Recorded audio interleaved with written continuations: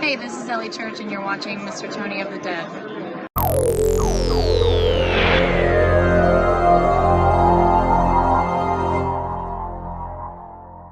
Hey everybody, what's going on? Mr. Tony of the Dead here, and I have a bunch of Blu-ray reviews for everybody out there. And the first one I'm going to take a look at today is Herschell Gordon Lewis's Blood Feast. Blood Feast is a movie about this woman who wants to throw this exotic party, and she wants to hire this guy named Ramses to cater it. And he has an idea where, how about an authentic Egyptian, dinner? And she says, that's a great idea, that sounds awesome. And here, she doesn't realize when he means authentic because in order to do that, he has to get various body parts from certain nubile young women. And it's supposed to be the first ever splatter movie. I almost said gore. It's very gory, and I'm sure for the time it was very scary. And I still think the blood looks awesome because it has that like really dark blood that I always like to see. But to be honest, the movie really wasn't that great. I know a lot of people really like Herschell Gordon Lewis, and to be honest, this is the first time I've ever watched one of his movies. And I didn't hate it, but I didn't really like it. And I thought it looked okay. I thought the acting was just terrible, and it was comical at times at how bad it was, and just the way the lines were delivered and that, it was just really, really bad, like really bad. And I guess that has that charm to it. Some people might really like that, and for the most part, usually I do like that, but it just didn't grab me, and again, the first time I've ever seen a Herschell Gordon Lewis movie, so I'm sure he's gotten better, or there's other ones that maybe I'll like, but right now, Blood Feast, not really a big fan. I like the idea behind the movie, but not really a big fan. Also on here is Scum of the Earth, and to be completely honest, I couldn't even make it through it. I was bored out of my mind, and I did not like it. It was shot in black and white, which was nice, but I just, going from Blood Feast to that, it was just like two different worlds, and I didn't even watch it. Here's the reversible cover for Blood Feast, and the artwork is by Twins of Evil. There's the Blu-ray and the DVD. Next up here we have JDs Revenge. This is from Arrow Video USA as well. I don't think I said that for Blood Feast, but that was also Arrow Video USA, and so is this. And it is directed by Arthur Marks and written by Jason Starks.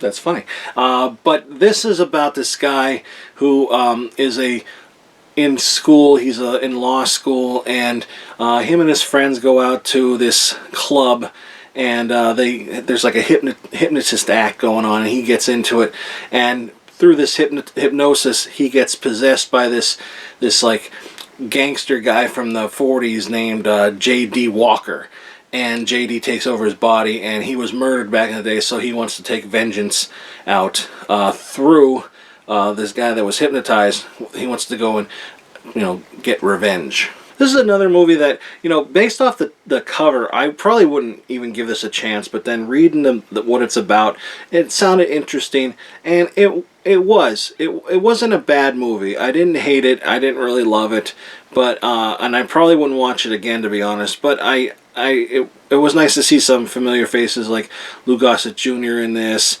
and then also in this was Glenn Turman, who was, what I know him from was in Gremlins. He was the professor in Gremlins that tried to figure out what a Mugwai was. But anyway, that's a different movie. But it's cool to see him in this, and totally different character. And I'll tell you what, I guess I probably would have liked it more if I felt bad that JD actually got murdered back in the day. Now, I'm not saying murder's right, but how it happened back, he got framed for killing his sister, and that's why he's seeking revenge. And that's not a spoiler alert or anything, because you find out like right away. That's like the first opening scene. But he was such an asshole, like such a horrible person, that like I don't feel bad. And I think that in a way that kind of takes away from me feeling remorse toward this character, like this guy Ike that gets hypnotized and possessed by JD. He's a nice guy. He's a really nice guy. He has a girl that he loves, and then he gets possessed, and he's like his mood totally changes, and people think something's up with it, and it's just like it starts spiraling down. I just think because JD was such a bastard, I don't like him, and I think that kind of, it's stupid, but I think that takes me away from liking the movie. I don't know. I do like some villains here and there in shows and movies, but not him. I didn't like him. I just don't like him. But again, it's not for me, but maybe it's for you. There's the new cover for JD's Revenge. The artwork is from Sean Phillips, and then here is the original cover. I kind of like both of them. I kind of like this one, I think, a little more. I don't know, I like the colors better. There's the Blu-ray for JD's Revenge, and there's the DVD. And here's the booklet with the new artwork on the cover.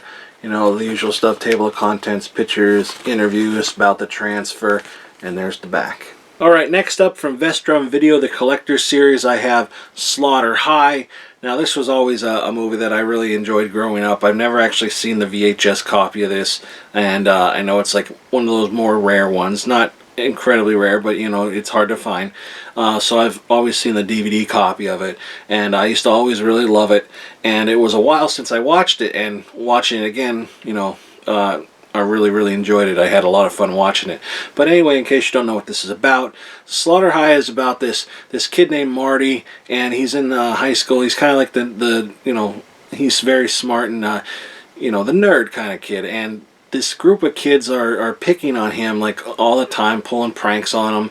On April Fool's Day this happens, and one of their pranks backfires and leaves Marty disfigured for the rest of his life. And now it's 5 years later, and there is a class reunion, and all the kids are invited back to the school, which is all run down and everything. They're closing it up in like a year or a few months or something like that. So, but it's pretty much been abandoned for a long time, and they go in there. And basically, it's not hard to figure out who invited them to this reunion. But Marty invited them to this reunion to get revenge on them, and starts taking them out one by one in various disgusting, really awesome kind of ways.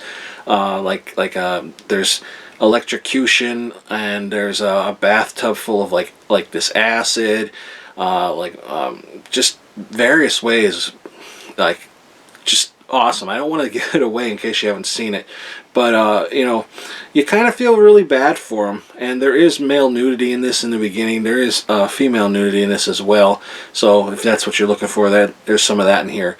But this is always a classic, I think. And to be honest though, the picture on here, it was good, but it wasn't like, wow, that looks really nice or anything. And it's a shame, because it's probably the best looking copy that's out there, but I think it could look better. And the story, like I said, I've always really enjoyed it, especially the ending. I like the ending.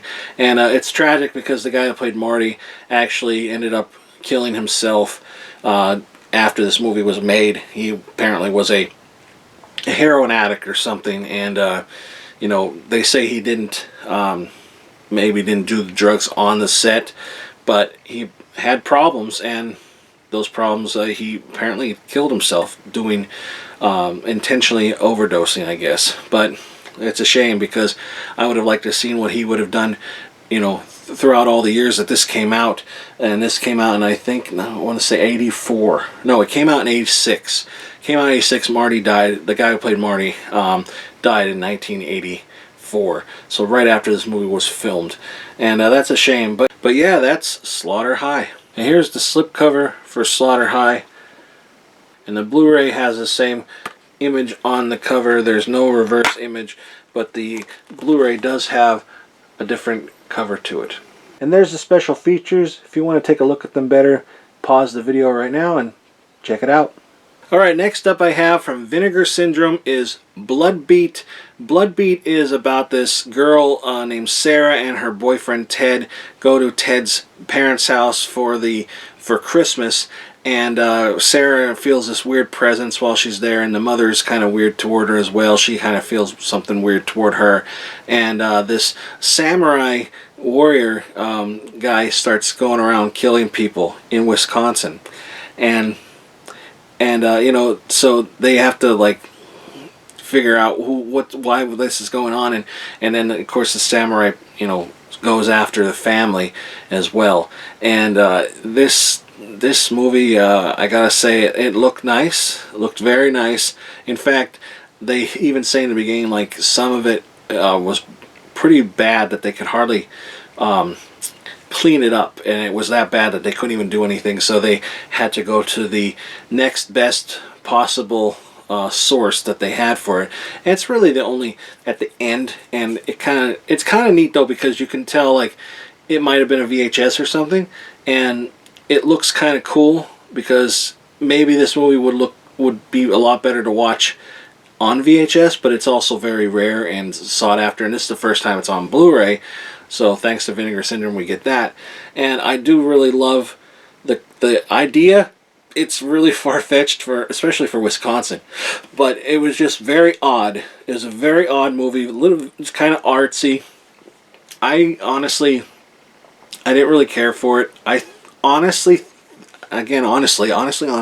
think that if I would watch this a few times, maybe I'd appreciate it more. But on the very first watch, because I only watched it one time, it's just bad. I just didn't enjoy it, and not a lot happens right in the beginning. And the girl Sarah, I not the actress, but the character, I couldn't stand her. Like, I don't know why it would have been one of those people like, all right, just get her out of here. Just take her. She's like ruining everything. They're hunters, and she goes out hunting, and she sees they're going to shoot a deer, and she like stops them. Well, what did she think was going to happen? They're like a family of hunters. That's what they do. And I don't know. She just bothered me throughout the whole movie, constantly feeling this eerie feeling around her. And then the mother was very weird. You kind of felt bad for the boyfriend or whatever. He wants to marry her, and she doesn't. She's all weird. And she does these like really kind of cool looking paintings, but they have like an eerie feeling to them as well. It's just kind of like all over the place. It's, you know, it's a supernatural slasher. Came out in 1982. It has some pretty cool looking like effects in it, but like they're kind of very cheesy. I don't know. It's low budget, but again, it was cleaned up nice. It's cool that I got to see it, but I thought it was a horrible movie, to be honest. I just didn't really like it at all. But I'm sure a lot of people out there, you know, would like it. Just not for me. But again, maybe if I gave it another chance, a couple more watches, you know, maybe be drunk or something while I'm watching it. I don't know. I'm not suggesting you do that, but maybe it would enhance the, you know, the flavor of the movie. I don't know. But that's Bloodbeat. Here's the slipcover for Bloodbeat. It's a very beautiful slipcover. It's embossed. The letters are embossed, and it's a very, very cool cover. And it does come with the DVD here with the old cover or the old artwork on it, and here's the Blu-ray with the new artwork. And here's the reversible sleeve, and here's the original artwork. And there's the special features. If you want to take a look at them, pause the video now. Alright, last up here I have another movie from Vinegar Syndrome, and that is Demon Wind. And Demon Wind came out in 1984. Another great year for a lot of horror movies. This is another one that's just came to Blu-ray, first time on Blu-ray. And it's very, very kind of strange and Evil Dead-ish kind of movie. But anyway, this is about this guy named Corey who his grandparents a long time ago had like this mysterious death, and you know, he never really felt right about it, so him and a bunch of friends go up to his grandparents' house because he's inheriting it, and the locals are saying like, you know, don't go up there, it's cursed, you know, all that kind of stuff, like, you know, don't go up there, it's a bad place. And he goes up there with friends, and they end up getting stuck there, and all these, like, you know, basically one by one these demons start kind of taking over his friends and trying to get, you know, go after him and his girlfriend. And you know, I gotta say, this movie was really, really good. I enjoyed this a lot. On the back here, it says taking equal inspiration from The Evil Dead and visual aesthetics of the early 80s work of Lucio Fulci. And I could definitely see the inspiration by Evil Dead in this. It didn't rip it off. I mean, there is a cabin, there are demons, there is a hero and a girl, and, you know, friends, but how many movies have done that before? You know, that, you know, you can't say they were inspired. Maybe they were inspired by Evil Dead, but this one you could definitely tell that they were. And but I'm not saying that they ripped off Evil Dead at all. I think it's a whole nother story.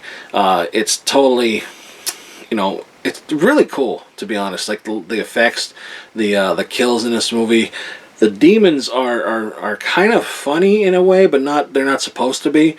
And they look really scary. They look awesome, and just the things that happen. I can't get into it, but it was really cool. And then this thing though that happens to the Corey at the end of the movie, I can't say without ruining it, but his transformation is really weird looking. It's really, really weird looking, but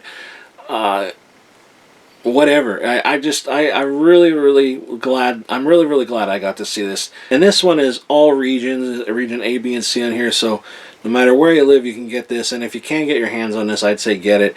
It's really, really a good movie, and I've always seen this is pretty much what the VHS cover looks like, and I've always seen that before, not in person, but pictures. And when I saw that Vinegar Syndrome was putting this out, I had to get it, and it was a good time. I really, really enjoyed this movie. Lots of rewatchability, in my opinion. And again, if you're a fan of Evil Dead, definitely check out Demon Wind. Here's a better look at the slipcase for Demon Wind. As you can see, it has a lenticular cover, which is really cool, and it's very limited. So if you want a copy of this, you know, better order it soon, because it's so cool. It's going to be, you know, gone forever. As you can see, the other sleeve is the same image as that, except not lenticular. And then here you have the back. There are the special features. If you want to check them out, pause the video now. And here's the DVD, and here is the Blu-ray. Well, that's it, everybody. Thanks for watching. This is just something I wanted to try to start doing again, because it's a little easier than doing every separate, you know, review. And let me know what you think about this. Should I continue to do my reviews like this, or should I, you know, go back to the single reviews? Because I think this kind of gives a little variety, you know, of everything.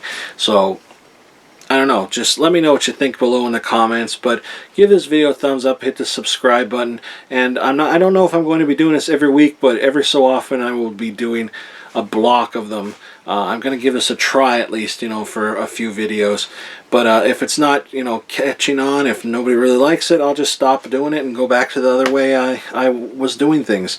But yeah, but definitely let me know what you think in the comments below. Be nice. This was my first time getting back into this, and you know, it's tough to remember everything about a movie. So thanks for watching, and talk to you later. Bye.